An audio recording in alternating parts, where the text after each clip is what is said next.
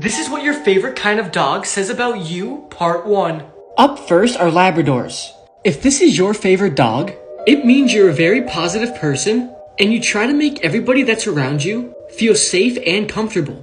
You also put other people's feelings above your own, which is a good thing and a bad thing. Next up are Chihuahuas. If your favorite dog is a Chihuahua, it means you are not afraid to speak up, and you love having eyes on you and being the center of attention.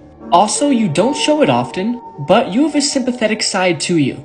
Up next is a German Shepherd. If your favorite dog is a German Shepherd, it means you love calling the shots and being in control. Also, you're a very straightforward person who tells people how it is.